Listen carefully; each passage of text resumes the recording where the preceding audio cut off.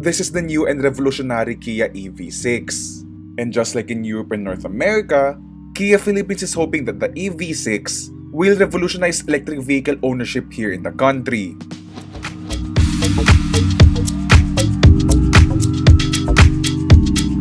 First and foremost, the Kia EV6 that will be sold in the Philippines is the GT line long range, which means you get a 77.4 kWh battery, which gives you an EPA estimated range of 528 kilometers. This makes the Kia EV6 one of the longest range EVs you can buy in the Philippines. Power comes courtesy of a single rear-mounted electric motor, which produces 2.9 horsepower and 350 Nm of torque. And while these aren't exactly earth-shattering figures, that's still good enough for a 0 to 100 kph time of 7.3 seconds, which, let's be honest, is fast enough for most Filipinos. Additionally, the EV6's eGMP platform, which is shared with the Hyundai Ioniq 5, comes with an 800-volt electric vehicle architecture, which means the car can support up to 350 kilowatts of DC fast charging. And for perspective, that enables a 10 to 80% charge in around 15 minutes. But yun nga lang, in the Philippines, the fastest charger available nationwide is Shell's 170 kilowatt DC fast charger, which for now is only located in Shell's Lex Mamplasan. So, with some of these details out of the way, how does the Kia EV6 feel like on the open road? Okay guys, so we're on our way to our shoot location in Valenzuela and I'm with Sir Aris of Test Drive. Hello Isaac! Hello, So, yeah, musta sir yung Kia EV6? Yung experience natin. I'm still absorbing a lot of the information that's been handed out to me on a silver platter. Actually. So, I'm now enjoying the ride, of course, with you as a driver for today. Thanks. So, ang quiet, no? It's very quiet being an electric car. Very quiet. Tsaka, because of the eeriness ng quietness niya, you have these sounds na pwede mong pupilian, di ba? You can choose between various sounds para at least hindi naman yung nakakapanibago na when you accelerate, walang tunog yung kotse. Yeah, may mga choices tayo. And tulad ng na-observe mo kanina, because it's so quiet, some sounds na digital sounds na-amplify. Oh, like yung sa blind spot warning, no? Oh, yes, I know. Basically, ganitong tunog no? Yung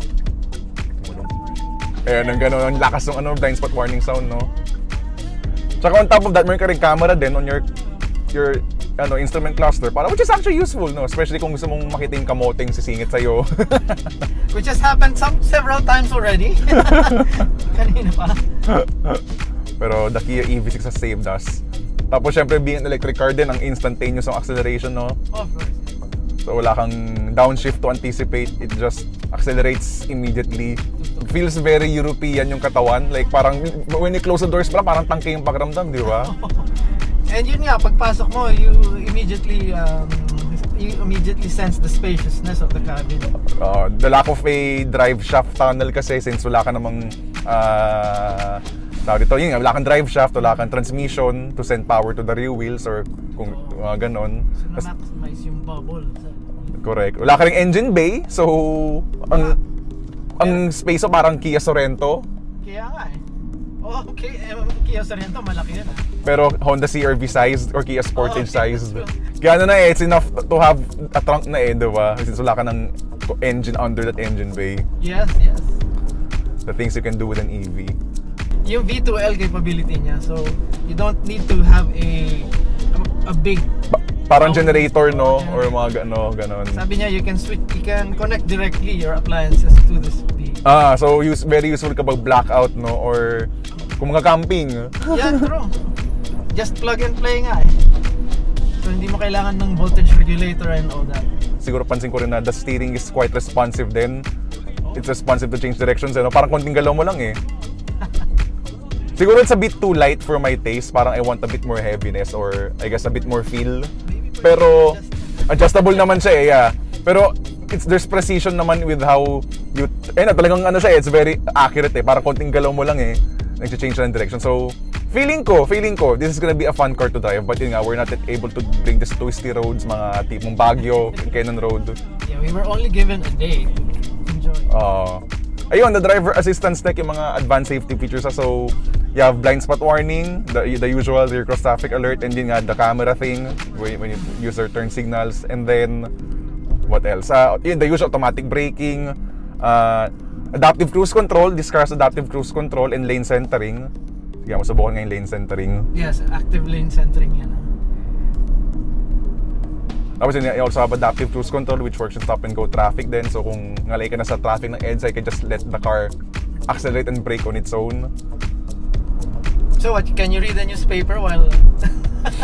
Feeling ko, anti-distracted driving laws won't let us, keep your hands on the wheel kapag masyado kang matagal nakabitaw. And let's talk about the range. It has the longest range among all EVs, right? Correct, 582 kilometers. Tama, no? 528 pala. 528. So, sinubukan nga nilang i-Baguio, pero syempre nag-charge sila just for safety sa Baguio para pabalik. And pabalik daw, they use the regenerative braking. Which let them recapture 3%, I think, di ba, of the energy. So from 3 to 4%. So para from 82% when they left Baguio, naging 85% pa pagbaba ng Canon. So dumami pa yung charge because of regenerative braking. So you see, range anxiety, throw it out the window. Oh, exactly. Especially since ngayon medyo marami-rami na rin charging station sa Manila. And as if naman, 500 kilometers away, it's... Makatotoo naman tayo, di ba?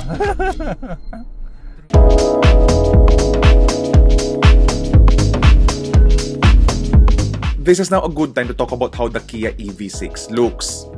In photos, the Kia EV6 looks like a normal hatchback.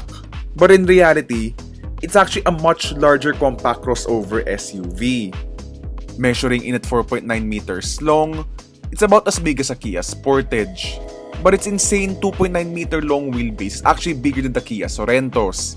And that's already a mid-sized 3-row SUV. But beyond the dimensions, let's just take a moment to appreciate how good-looking this car is. Because sa totoo lang, this is probably Kia's best-looking car to date.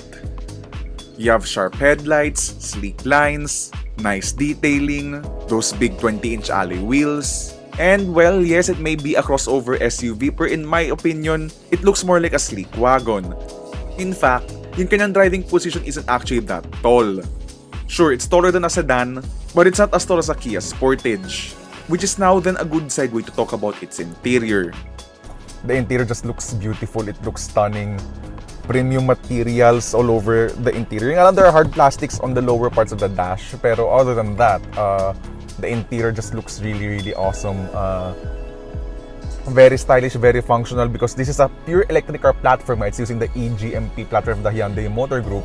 You have a lot of cabin space, there's no engine bay, or rather, there's no combustion engine to speak of. I also like the switches here, kanyang mga buttons, and I like the toggles sa aircon and stuff kasi it's very configurable, so you can switch from aircon to multimedia or navigation. I would still prefer hard buttons, pero this is responsive enough for me to use.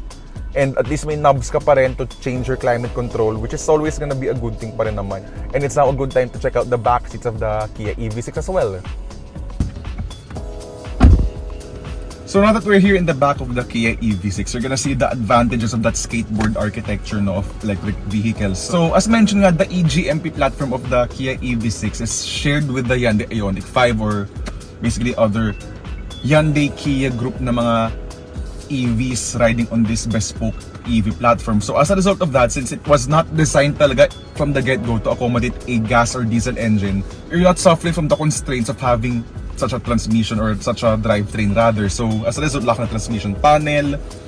You have a huge cabin space you can carve out as a result. It's wala kang engine sa harap. And yeah, this is, again, sabi ko, this is a compact crossover SUV, but balikan niyo ako on what other compact crossover SUV has this much amount of legroom, ha?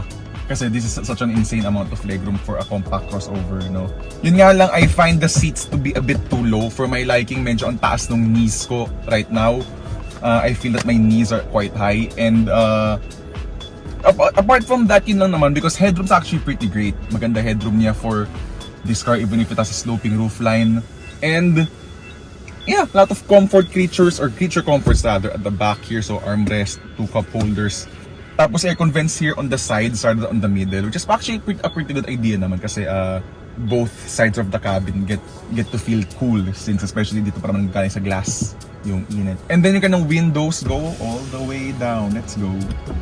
Kasi not all cars have that ability. And you also have rear heated seats. I have no idea why you're gonna use heated seats sa Pilipinas, pero at least you have that capability as if you ever so desire. Then you have 2 USB ports here mounted at the sides of the rear seats. I actually find this to be intelligently placed rather than yung usually nasa center console. But yeah, that's a Kia EV6's rear seats. Super spacious, super luwag niya. And now that's a good time to talk about the trunk space of the Kia EV6.